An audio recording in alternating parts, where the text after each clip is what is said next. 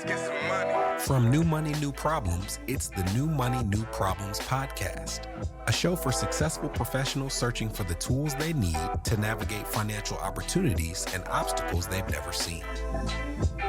Negotiating compensation, purchasing your first investment property, helping your family with money, the highs and lows of entrepreneurship. New Money brings new problems that require new solutions. Join us as we work through them together. I'm Brenton Harrison, and this is the New Money, New Problems podcast. Hello, my name is Brenton Harrison of New Money, New Problems, and your host for the New Money, New Problems podcast. In this episode, we're telling a really unique money story of a couple that I have admired from afar through my sister for a while now. In this episode, we have Dr. Dom and Dr. Jen. They are a really interesting couple that both built platforms apart from each other, fell in love, and then are now building a platform together. And we are so appreciative of them being on this podcast. So Dr. Dom, Dr. Jen, thank you for being on the New Money, New Problems podcast. Thanks for having us. Thanks for having us, Brenton. Oh, I'm very grateful that you're here. And as you are here, I want to get started with actually separating you. I know that you're sitting next to each other on the couch, but I want to get an idea of how before you became a couple, you kind of built a life up to the point where you met. So if you could, either one of you can start, dealer's choice. I'll go first because my story's much less interesting than Jen's probably. No, I mean, I never ever was involved in the online or social media space prior to meeting Jen. So any sort of platform in air quotes I built was more so done on the ground in person. I grew up in Minnesota, had an interest in health, had an interest in the body, and ended up going into physical therapy. I've always had an entrepreneurial mindset. I always wanted to go into starting my own business, finding a different way to deliver this thing that is healthcare and wellness to people. Because as I started getting into the healthcare system myself, I started realizing a lot of what I think are the flaws and a lot of how I don't feel like we serve people or treat people as people and treat people in a way that helps them achieve their life goals and really pursue for and strive for wellness. So I started trying to build my own models of how to deliver physical therapy and or just wellness services directly to the consumer through businesses, kind of on a corporate level. So it would probably be seen more as corporate wellness or corporate healthcare. And at that point, that's kind of when I ran into and met Jen. So really my entrepreneurial self had just started to take hold. And when I moved out into California to be with her, you know, the environment in California versus Minnesota is much more open to health and wellness, proactive services, people who are willing to pay cash for those services. So I started building out my own private clientele in California.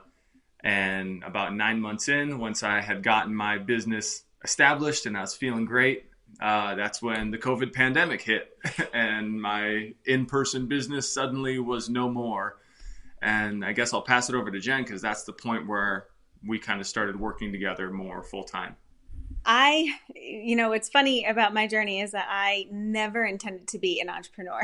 I did not have the entrepreneurial mindset. I just kind of happened to stumble into it where I was on social media only for friends and family. So when I first created my Instagram, it was Jen_ES_care because that's how you phonetically said my name, and all these underscores and things are just not how you build an Instagram. And it was in PT school when I was going through physical therapy school that I started following people who were doing more calisthenic type workouts and things outside that I loved, being a gymnast previously. So I started getting in contact with them and tagging them, and they invited me down to the beach to work out with them and to eventually start to compete in calisthenics. And so it was while I was in physical therapy school that all of a sudden people started coming to me and to my page and following me. And I started the social media thing by accident because other calisthenic pages that were much bigger and larger started posting and promoting other people within the community. And so that's when I just started to show my exercises and what I was doing. And it became a fun hobby. I got into acro yoga. It was just this fun hobby alongside physical therapy school that I thought was for fun. And that was it. Once I graduated physical therapy school, I wanted people to know that I knew more about the body than just what I could do with my own body. So I changed my handle to DocJenFit, and I started easing into education a little bit. I was so scared because there were physical therapists that I admired that I was following. There was chiropractors that I admired that I was following, and we were starting to build relationships with. And I thought, who is this new PT grad who's coming out and going to be posting stuff as if I know what I'm talking about? I felt very imposter syndrome as a new grad, but I started posting and it started taking off way more than any of my calisthenic or acro yoga stuff. And so I realized there was this need within helping people beyond just cool workouts or what they could do, but how they could get to a baseline of like really helping with pain and mobility. And that started to take off. And so a year and a half into PT school, I really started to there was opportunities that were coming my way. And I started to say, I could always come back and be a physical therapist in an office because now I have a career. Like I got a doctor of physical therapy degree. I have a career that I can come back to if I need to, but I don't have this opportunity to always like jump and take on new things if I can. So on the side of being in the clinic, I actually was in a private CrossFit, and I started to see clients on my own. And then I just started to see clients like at their home or other places. And I started to say, I think I could do this on my own and do cash-based PT and not have to be in clinic.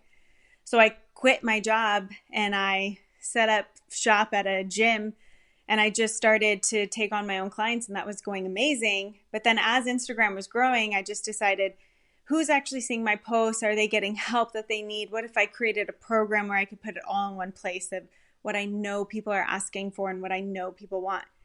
And so that's when, having no idea what I was doing, launched into an online business, asked a bunch of people that I knew who were doing online business and marketing and just put it out there. And I, made crazy money in the first launch. That was just like more money I made than a year at a physical therapy clinic, so it was crazy to be able to help people in such a different capacity and to be able to provide for myself in a new way. And so I just started to really lean into that. I started to slow down on my in-person business, really lean more into online business. And then eventually, once Dom came in, we created a whole new app and platform from scratch and really started to see, okay, how can we take what we're doing and make it so unique and different than anything that we've seen out there, and continue to build. And he's really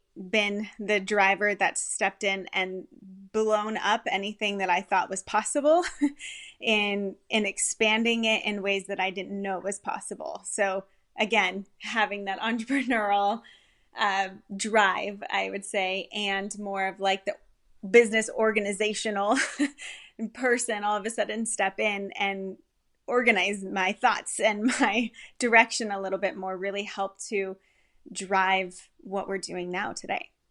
That's interesting. And I'll go back to kind of what you both intended at the very beginning, because to me, at least in terms of people I come across, there are intentional entrepreneurs and there are people who kind of stumble into it.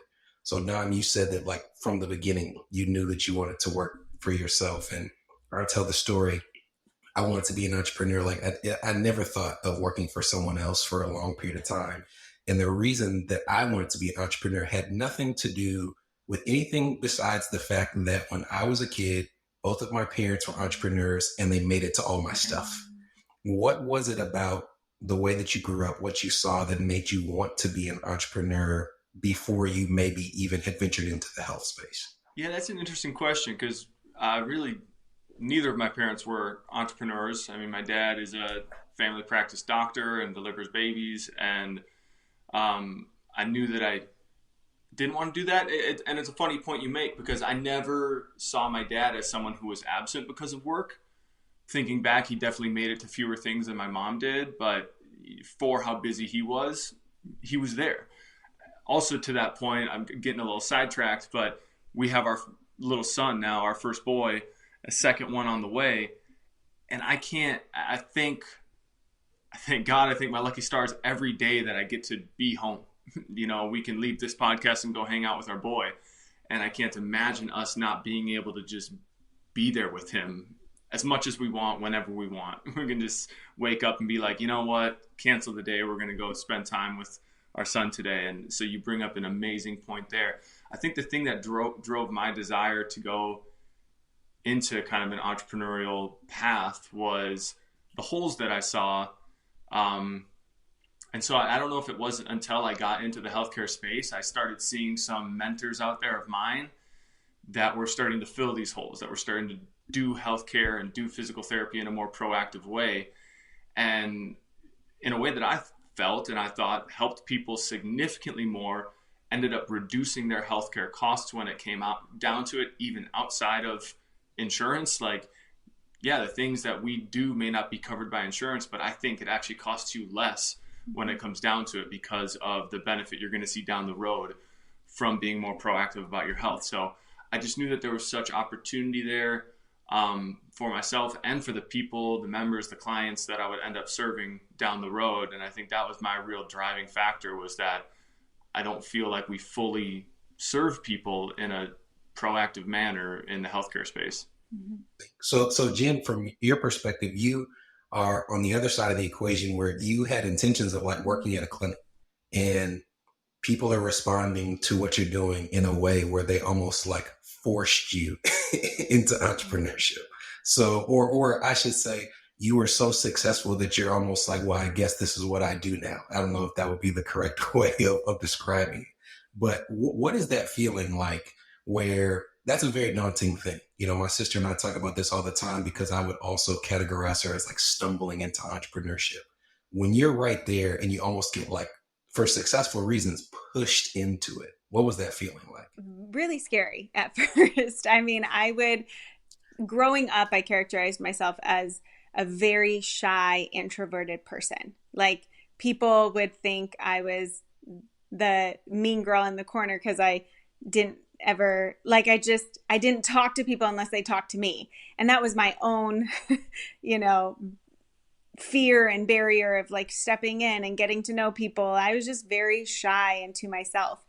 And so all of a sudden, having people come to me on Instagram, I had a lot of my insecurities start popping up, where it was, am I good enough to be doing this? And are people going to be looking at what I look like and how I am? And just all of these things just started to take place within my mind. And that's why it was easy almost to say, oh, here's what I'm doing in calisthenics and acro yoga. Look at what my body's doing, rather than looking at who I am or talking in any capacity.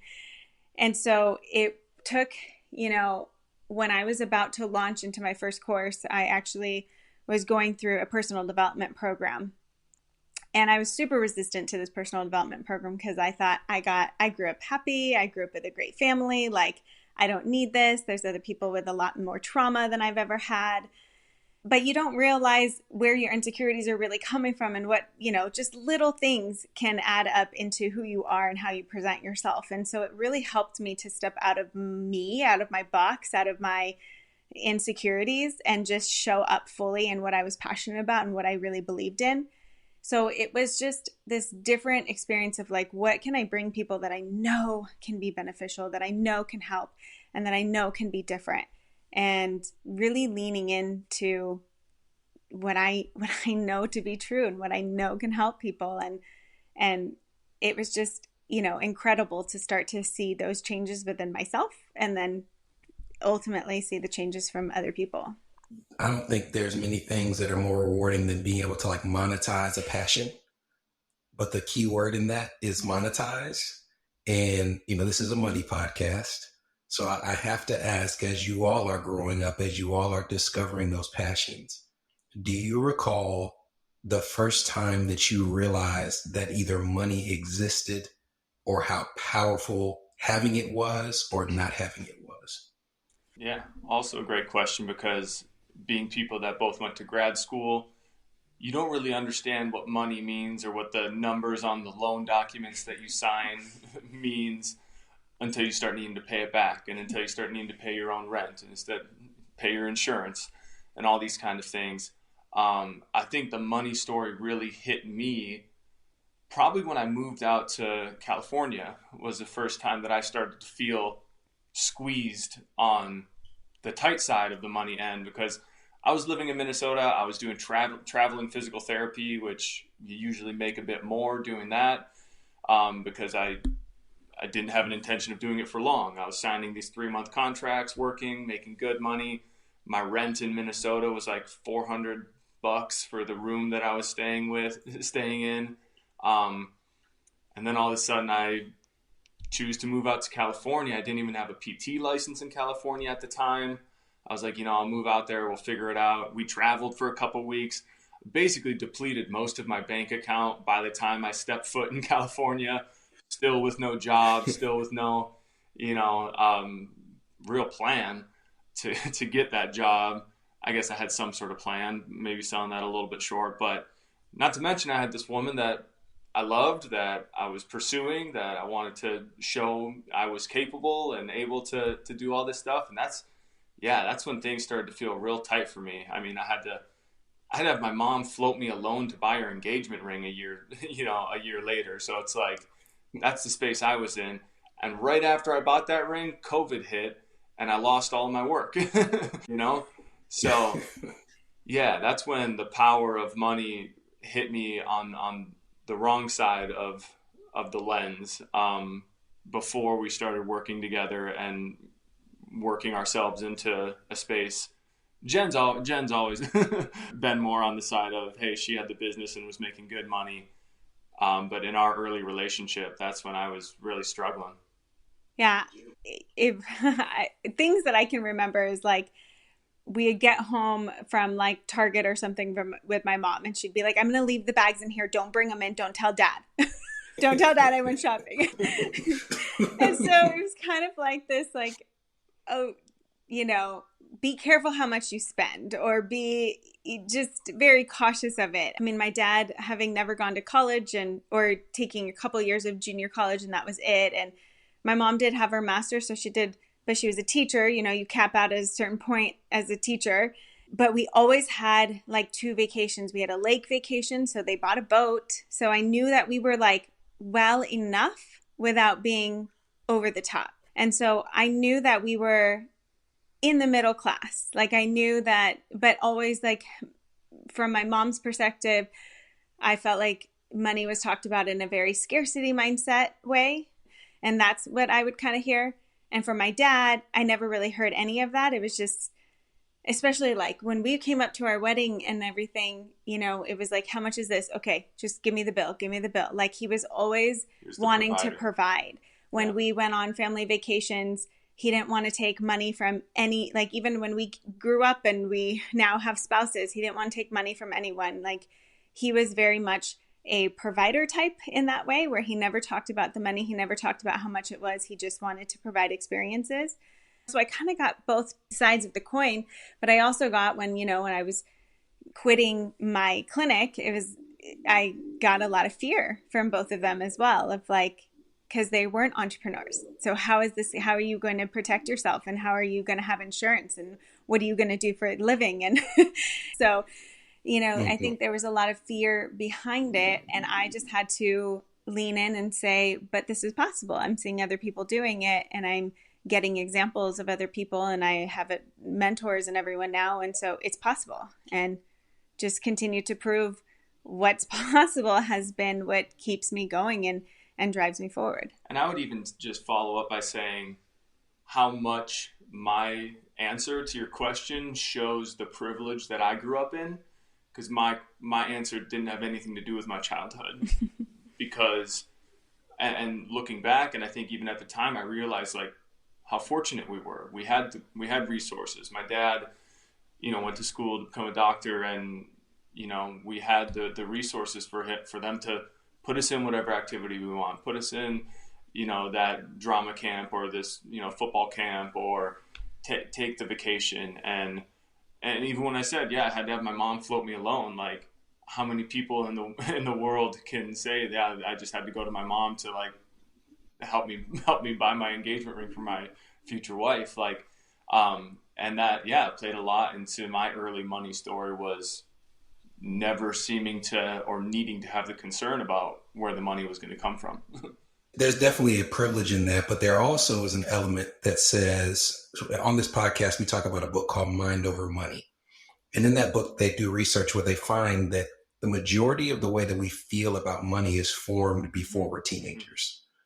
So there's a flip side to the coin that says, if your parents didn't have to talk to you about money, that means that whatever feelings you have about it, you connected those dots on your own, right? So it's like you talk about being able to move to California and stuff like that. And it's like, you really have this blank slate where you're trying to figure out for the first time, how do I feel about money? How do I act around money?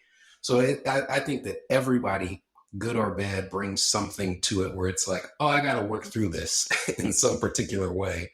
You know, when you're married or in a partnership, you know, that becomes even more difficult to do so. It's hard enough to figure out like what TV show to watch together, much less like how you're going to manage your finances.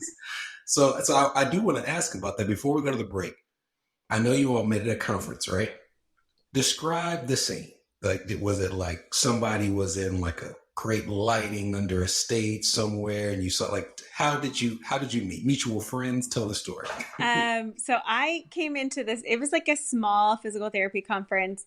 And I was invited to speak on a panel. And so I'm coming from a week-long conference that was on online marketing. And like I was networking like crazy. So I was going, every night was like a different party. Every day was like different conferences. It was like a full week of a lot. And then I came into this, you know, flying in a little late on a Friday to this conference. I was speaking in the morning on Saturday, and my intention was like, this is such a small conference, probably just old PTs. I'm just going to speak and then leave. Like it was nothing like I anticipated.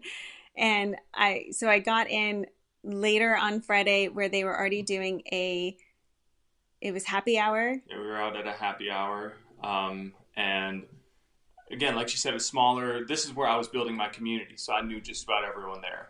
And it was the PT conference meant for entrepreneurs to kind of like suss out ideas in the physical therapy space on how to move our profession forward and how to do things differently. And I see this woman roll in that I didn't know with her bags to the happy hour. And I'm like, oh, who's that? Looks about our age. Like, great. Another young buck to add into all of the, you know, upcoming PTs. And then later on, this was when I really took notice. Talk about the lighting being just right. We were getting ready for dinner, and kind of all of my friends who were the young PTs were huddled around talking with Jen at the time. And they must have been talking with her about some of the fun things she does online, because I saw a couple of them trying to do a pistol squat, which if people don't know what that is, you know, it's like a single leg squat. And then I see Jen lift one of her legs up in the air and grab her toes and do this perfect pistol squat down to the ground and back up. And it was like this primal mating call from across the room. Like, talk about something that is going to get a physical therapist and someone who's interested in movement, interested in you, is doing something like that while you're waiting for a table at a restaurant. Yeah, pretty funny. I mean, he sat at a different table than we did at the restaurant. So I kind of noticed him. I was like, oh, that guy's cute, but whatever, I'm tired. Just came back from a long week. And I had the intention that I was just going to go back to the hotel and go sleep. But as soon as I walked out, I knew like two of the girls. And as soon as we walked out of... We're in Austin, Texas, by the way. Yes. So as soon as we walked out of the restaurant, there's music on the street, and we're on the main street where all the bars and dancing are. And I was like, well, what if we just dance for like a little bit? Yeah, talk about the continuation of the mating call. If someone can dance well, and I can tell that they have rhythm and know how to move to the music and move their body, that is very attractive to me, because I grew up dancing. My parents, aunts, and uncles all danced and taught me how to dance. And so I'm like, I'm going to dance with her by the end of the night.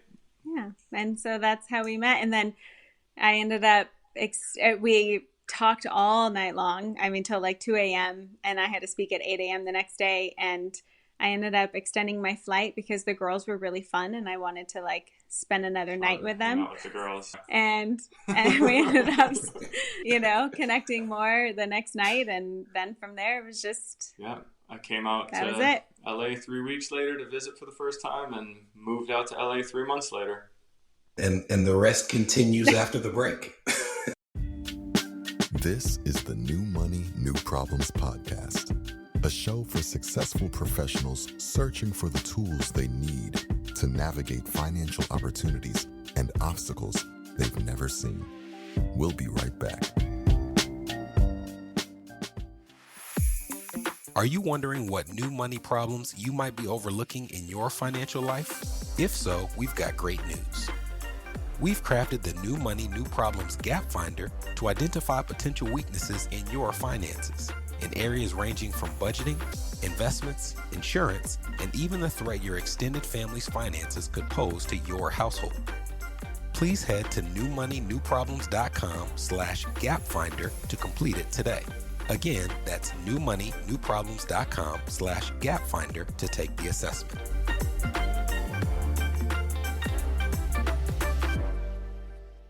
You're listening to the New Money, New Problems podcast. Subscribe now at newmoneynewproblems.com. Welcome back. All right, welcome back from the break. Before the break, we heard the origin of the love story of Dr. Dom and Dr. Jen. Now I want to come up to the pandemic. Dom, you were talking about how that led to a shift in how you structured your career.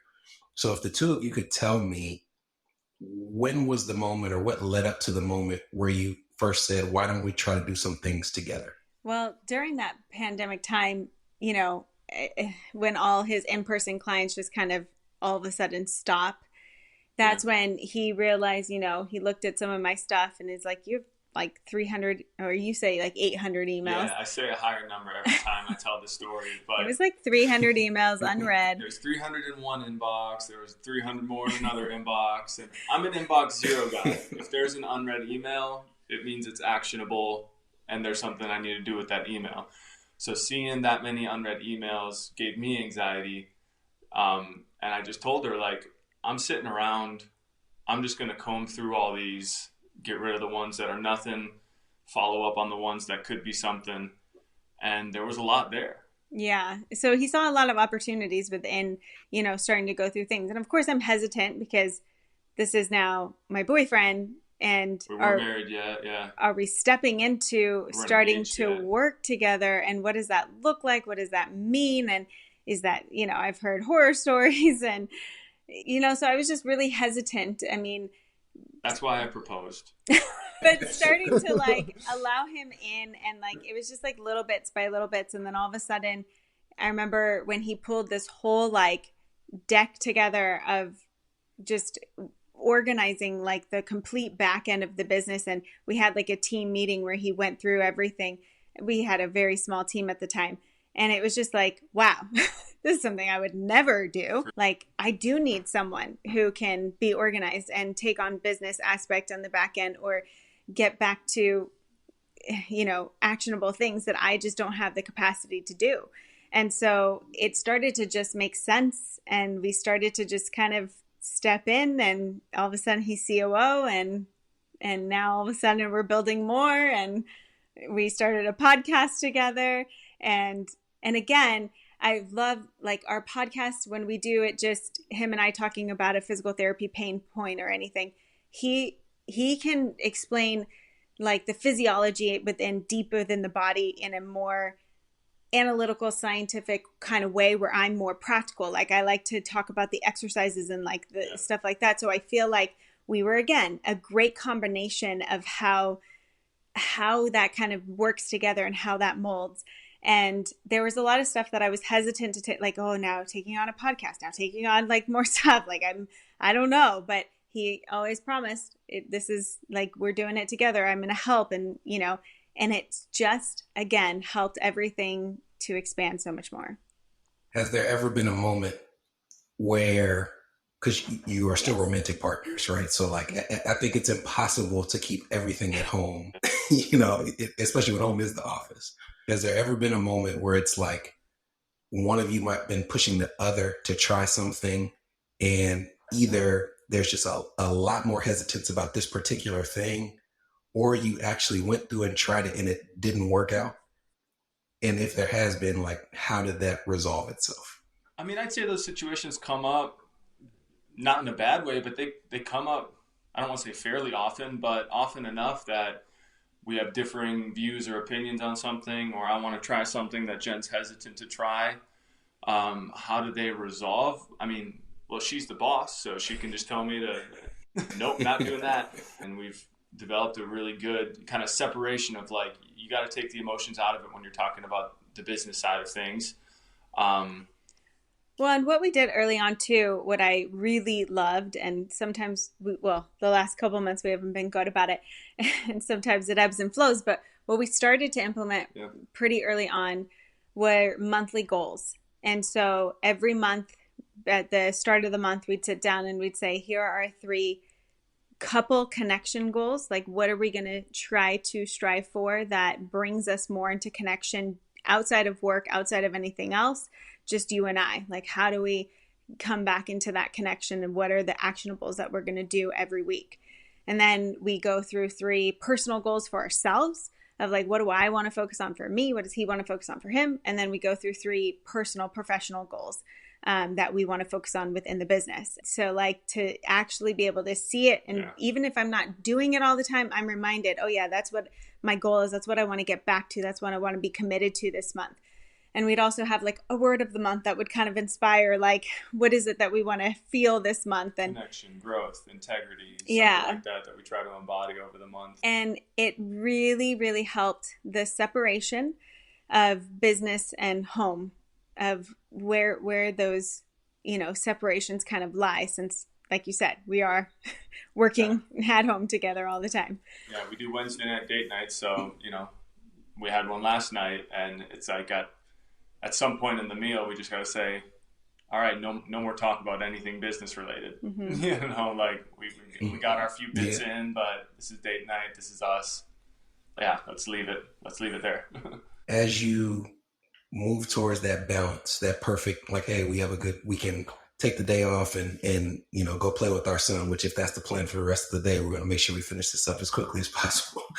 As you move towards that right balance, what would you say, either collectively or if you want to separate them into those silos, what's next for the Boney household? I think for me, especially, I take it like month to month of where we're really focusing, what we're really diving into.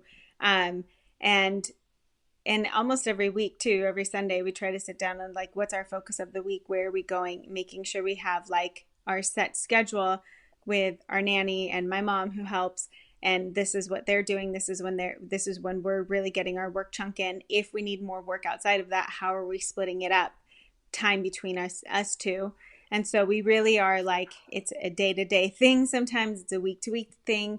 And then for me, it's really, like, focusing on, like, the big picture of the month of what we're really trying to create that month. And so we can focus on, like, those daily tasks, those weekly tasks, like, what do we need to get done right now, and how is our week kind of structured? And luckily we have a bit more structure. When we're in Minnesota, it's hard. We're in Minnesota for about a month, a year, sometimes a little bit more, and it's a little harder because we don't have concrete help. So it's really like, how are we splitting up days and what are we working on?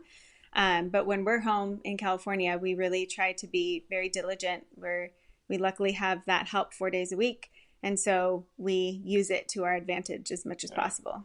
And in my mind, the thing that's most immediately next, like, we're in the family building stage. Jen's due to have our second baby boy in a few months. So, we're in that family building stage, and where Jen really focuses on the day-to-day, week-to-week.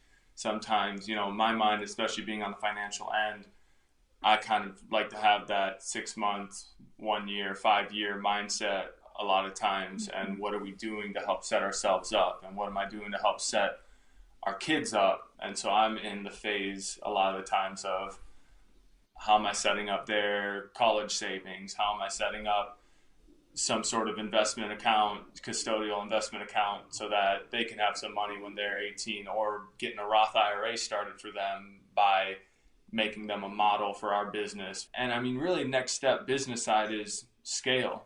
How do we continue to scale things up to continue to claim more of our time back? I don't want our business to get to a place where we continue to need to invest more time the more years that we're into it. As our kids grow, I want us to be able to continue to have more hours to show up to everything.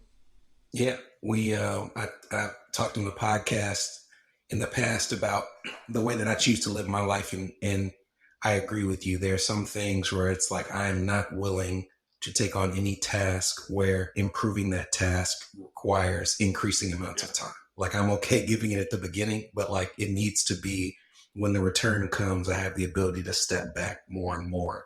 But as we finish up, and I'm so appreciative of you all's time because this has been phenomenal. There's a question that we ask of everyone. There's two sides of this question. The first part of it is, we've talked about kind of the money lessons that you brought with you from childhood.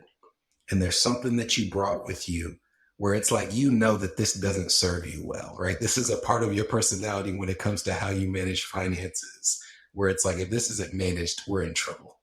What is that for each of you? I mean, for me, because I hate numbers and I hate looking at things, I'm not very aware all the time of like how much I'm spending, because I love to buy clothes for my son or like just hop on Amazon and grab what I need. And so for me, I get to be a little bit more aware of like where that money is coming from and how much we have, and how much I'm allotting to different aspects within our life. Like that's my main goal.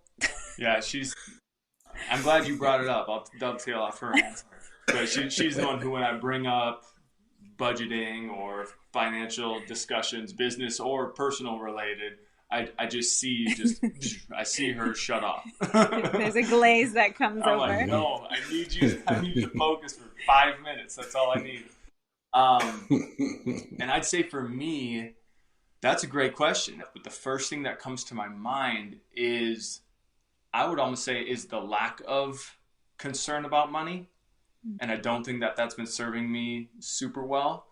I don't want to throw my dad under the bus. He worked very hard to get where he's at and have the money and resources that he's at, but he also loves to spend. Mm-hmm.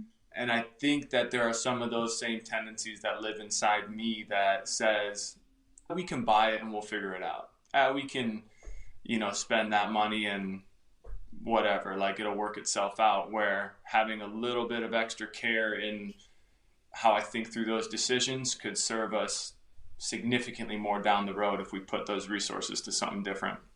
Well, that's okay, because we get the negative part out of the way first, because the second side, the flip side of the coin is there's something about the way that you think about money, generate money, interact with money that serves you well, right? Like this is something that I would love to do more of. What do you think that is for each of you?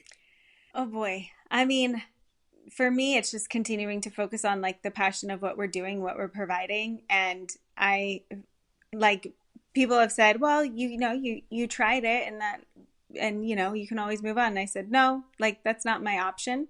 My option is like, this is what I'm doing. This is how I'm helping people, and we're going to make it work. And so for me, there's no option to fail. and that does come with money. Like it's expensive to be creating your own app and platform. It's expensive to keep it up. And if I continue to keep down the mindset, there's no option to fail. There's only option to succeed. Like that's what it's going to be. And that's what I keep in my mind of like, this is the passion. This is what we're doing. This is how we're helping. And I know that it's going to be successful. Yeah, no, I think that's a great one. And for me, I'd say the thing that has served me really well is my mindset about always investing in the future. And I'd say both on the business and on the personal side. In the immediate, it has, yes, probably taken resources away from free cash that we have to do things that we want with, but being able to know that our kids are coming into the world and I'm investing in them from day one. I'm investing in their future education. I'm investing in their retirement from the time that they're 0 years old. Always being able to put different money away into our retirements, into, other investments that, again, we don't see that money right now, but 10, 15, 20 years down the road, future me is going to be very grateful for some of those decisions that I've made. Absolutely. Well, we are, of course, going to link to all of your socials, the podcast, YouTube channels in the show notes. But before we close up, are there any specific things that you all want to make sure that we highlight for people to be aware of? Let's just say, if you're in pain, check out Gen Health, because we've got lots of free things that you can search. You could search low back and you'll see so many low back videos come up for free.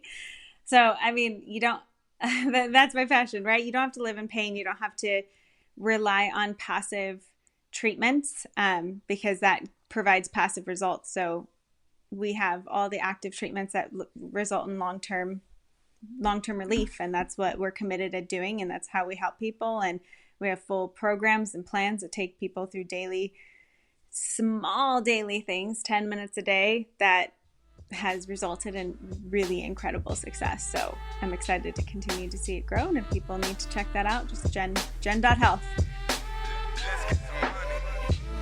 From New Money, New Problems, this was the New Money, New Problems podcast, a show for successful professionals searching for the tools they need to navigate financial opportunities and obstacles they've never seen.